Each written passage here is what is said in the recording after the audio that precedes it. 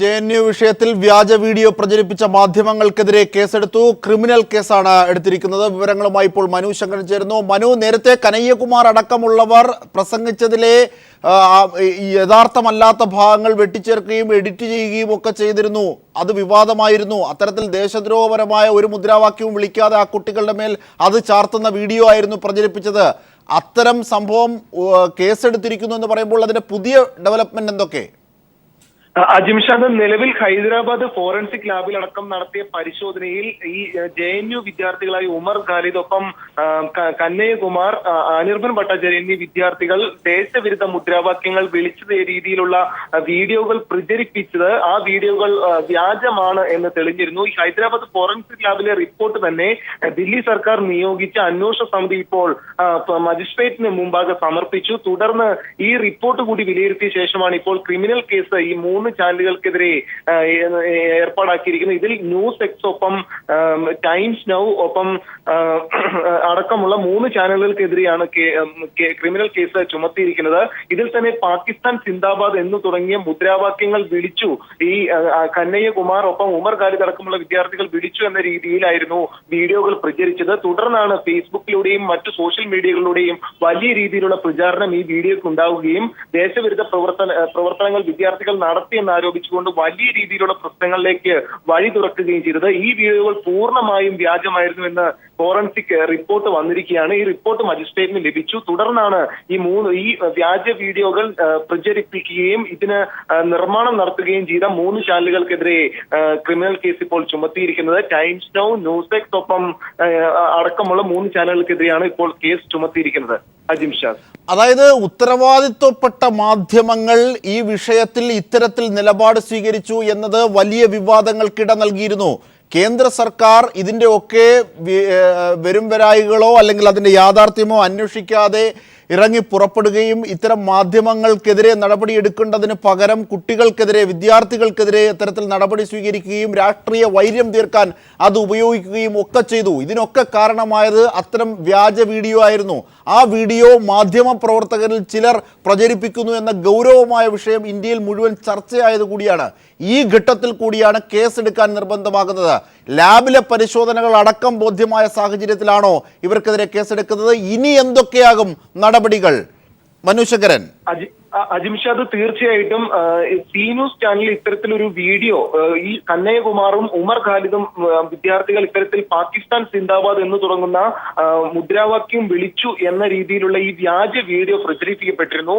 തുടർന്ന് സോഷ്യൽ മീഡിയയിലൂടെയും വലിയ രീതിയിൽ ഇത് പ്രചരിക്കപ്പെട്ടിരുന്നു. ഇതിനുശേഷമാണ് മറ്റു 2 ചാനലുകളായ ടൈംസ് നോ, ന്യൂസ് എക്സ് ചാനലുകളും ഇതേ വീഡിയോ ഇവർ പ്രക്ഷേപണം ചെയ്യുകയും വലിയ രീതിയിലുള്ള പ്രചരണത്തിന് ഇത് വഴിവെക്കുകയും ചെയ്തത്. ഇതിനുശേഷമാണ് കനയ്യകുമാറിനെയും ഉമർ ഖാലിദിനെയും പോലീസ് ജാമ്യമില്ലാ വകുപ്പുകളും രാജ്യദ്രോഹ കുറ്റവും ചുമത്തി ജയിലിലടക്കുകയും ചെയ്തിരുന്നത്. തുടർന്ന് കോടതിയിൽ തന്നെ നിലവിൽ ഇത്തരത്തിലൊരു ഈ വീഡിയോ വ്യാജമാണ് എന്ന് തെളിഞ്ഞിരുന്നതായുള്ള റിപ്പോർട്ട് ലഭിച്ച പശ്ചാത്തലത്തിലാണ് ഇവർക്ക് ഉപാധികളോട് ജാമ്യം അനുവദിക്കുകയും ചെയ്തിരിക്കുന്നത്. എന്തായാലും മജിസ്ട്രേറ്റിന് മുമ്പാകെ തന്നെ ഇപ്പോൾ ഈ റിപ്പോർട്ട് ലഭിച്ചിരിക്കുകയാണ്. തീർത്തും വ്യാജമായിരുന്ന ഒരു വീഡിയോ ആണിത്. ഹൈദരാബാദ് ഫോറൻസിക്കിലെ 3ാമത്തെ വിദഗ്ധ പരിശോധനയിലും ഈ വീഡിയോ വ്യാജമാണെന്ന് തെളിഞ്ഞിരിക്കുകയാണ്. അതിനാൽ ഇത്തരത്തിൽ ദേശവിരുദ്ധ രീതിയിലുള്ള വാർത്തകൾ പ്രചരിപ്പിച്ചതിന്റെ പേരിൽ CRPC 200 ചുമത്തിക്കൊണ്ടാണ് ഈ 3 ചാനലുകൾക്കെതിരെയും ക്രിമിനൽ കേസുകൾ ചുമത്തിയിരിക്കുന്നത്. ഇനി ഈ 3 ചാനൽ മേധാവികൾക്കെതിരെയുമുള്ള ക്രിമിനൽ നടപടിക്രമങ്ങൾ പൂർത്തിയാക്കുമെന്നും ഇപ്പോൾ ദില്ലി മുഖ്യമന്ത്രി അരവിന്ദ് കെജ്രിവാൾ വ്യക്തമാക്കിയിട്ടുണ്ട്. നേരത്തെ CPM ജനറൽ സെക്രട്ടറി സീതാറാം യെച്ചൂരിയും ഇത്തരത്തിൽ വ്യാജ വീഡിയോ പ്രചരിപ്പിച്ച ചാനലുകൾക്കെതിരെ നടപടി ആവശ്യമാണെന്ന് ആവശ്യപ്പെട്ടിരുന്നു. തീർച്ചയായും ആ വീഡിയോ, അതായത് യഥാർത്ഥത്തിൽ കനയ്യകുമാറും കൂട്ടരും അത്തരത്തിൽ സംസാരിക്കുന്ന ഭാഗം, അതിനുശേഷം അതിൽ ഇരുട്ട് വരുന്നതിന് ശേഷം കൃത്രിമമായി വാക്കുകൾ എഡിറ്റ് ചെയ്ത് അതിലേക്ക് കയറ്റുന്നു. യഥാർത്ഥത്തിൽ കനയ്യകുമാർ പറഞ്ഞതെന്ത്, വ്യാജമായി അവിടെ എഡിറ്റ് ചെയ്ത് ചേർത്തതെന്ത്, ഇത്തരത്തിൽ 2 ദൃശ്യങ്ങളും സഹിതം പീപ്പിൾ TV അടക്കം നൽകിയതാണ്. ഇവിടെ ഇപ്പോൾ ലാബിലെ പരിശോധന കൂടി ബോധ്യമായ സാഹചര്യത്തിലാണ് ഇതിലേക്ക് കേന്ദ്ര സർക്കാർ നടപടിക്കായി പോകുന്നത്, അല്ലെങ്കിൽ പോലീസ് നടപടിക്കായി പോകുന്നത്. ഇതിൽ കേന്ദ്ര സർക്കാരിൻ്റെതായ നിലപാട് ഈ വിഷയത്തിൽ തെറ്റുപറ്റിയെന്ന് സമ്മതിക്കാനോ പരസ്യമായി തുറന്നു പറയാനോ ഇതുവരെ തയ്യാറായിട്ടുമില്ല എന്നതൊക്കെ ഈ ഘട്ടത്തിൽ പരിശോധിക്കപ്പെടേണ്ടതല്ലേ മനു ശങ്കരൻ?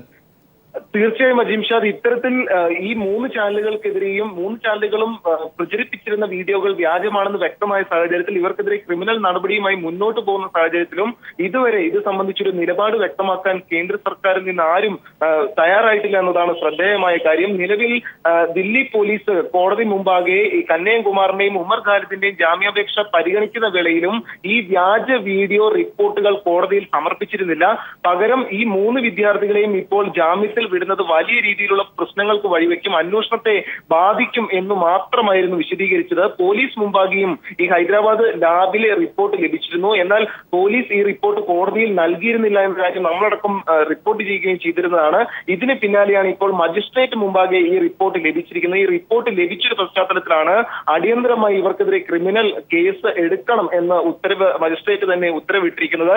ഈ പശ്ചാത്തലത്തിലാണ് ഈ 3 ചാനലുകൾക്കെതിരെ കേസ് എടുത്തിരിക്കുന്നത്. എന്തായാലും വ്യാജ വീഡിയോ പ്രചരിപ്പിച്ച് ഇത്തരത്തിൽ വലിയ രീതിയിലുള്ള വിവാദങ്ങൾ സൃഷ്ടിച്ച് ഇരു വിദ്യാർത്ഥികളെയും രാജ്യദ്രോഹ കുറ്റമടക്കം ചുമത്തി ജയിലിലടയ്ക്കുകയും മറ്റും ചെയ്യുന്നതിന് വഴിവെച്ച ഈ 3 ചാനൽ മേധാവികൾക്കെതിരെയും ക്രിമിനൽ നടപടിക്രമങ്ങൾ പൂർത്തിയാക്കുമെന്നാണ് ഇപ്പോൾ ആം ആദ്മി സർക്കാരും എന്തായാലും നിലപാട് അറിയിച്ചിരിക്കുന്നത്. ഒരു കാര്യം കൂടി, ചാനൽ മേധാവികൾക്ക് എതിരെ മാത്രമാണോ, ആർക്കൊക്കെ എതിരെയാണ്? അതിന്റെ വിശദാംശങ്ങൾ ലഭിച്ചിട്ടുണ്ടോ ഈ 3 ചാനൽ? നിലവിൽ ഇപ്പോൾ പുറത്ത് വന്നിരിക്കുന്ന മജിസ്ട്രേറ്റ് നില ഉത്തരവിൽ പുറത്തു വന്നിരിക്കുന്നത് C news, times now, news X 3 ചാനലുകൾ എഡിറ്റിംഗ് വിഭാഗത്തിലെ മേധാവികൾക്ക് അടക്കമുള്ളവർക്കെതിരെയാണ് ഇപ്പോൾ കേസ് ചുമത്തുക എന്നാണ് അറിയുന്നത്.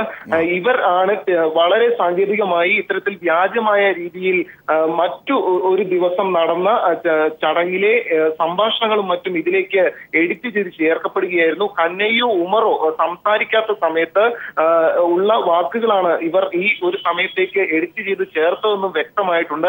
അതിനാൽ തന്നെ ഈ എഡിറ്റിംഗ് വിഭാഗത്തിലെ മേധാവികളെയും ഒപ്പം ചാനൽ മേധാവികൾക്കെതിരെ കൂടി ഉൾപ്പെടുത്തിക്കൊണ്ടുള്ള കേസ് തന്നെ ഉൾപ്പെടുത്തിക്കൊണ്ടായിരിക്കും ക്രിമിനൽ നടപടി കേസുമായി മുന്നോട്ട് പോവുക. CRPC 200 ആണ് ഇവർക്കെതിരെ ചുമത്തിയിരിക്കുന്നത് എന്നുകൂടി ഉത്തരവിൽ ചൂണ്ടിക്കാട്ടുന്നുണ്ട്. അജിംഷാ. ശരി, മനു ശങ്കരനാണ് വിവരങ്ങൾ നൽകിയത്. വ്യാജ വീഡിയോ പ്രചരിപ്പിച്ചത് JNU വിഷയവുമായി ബന്ധപ്പെട്ട് കനയ്യകുമാർ അടക്കം പ്രസംഗിച്ചതിലെ യാഥാർത്ഥ്യം വിട്ട് വ്യാജമായി കൂട്ടിച്ചേർത്ത ഭാഗങ്ങൾ പ്രചരിപ്പിച്ചതിന് 3 മാധ്യമ മേധാവികൾക്കെതിരെ 3 ചാനലുകൾക്കെതിരെ കേസെടുത്തിരിക്കുന്നു. ക്രിമിനൽ കേസാണ് കോടതി ശുപാർശ ചെയ്തിരിക്കുന്നത്. കേസെടുത്തിരിക്കുന്നത് ഇതിൻ്റെ വിവരങ്ങളും വിശദാംശങ്ങളുമാണ് മനു ശങ്കരൻ ഞങ്ങളുടെ പ്രതിനിധി നൽകിയത്.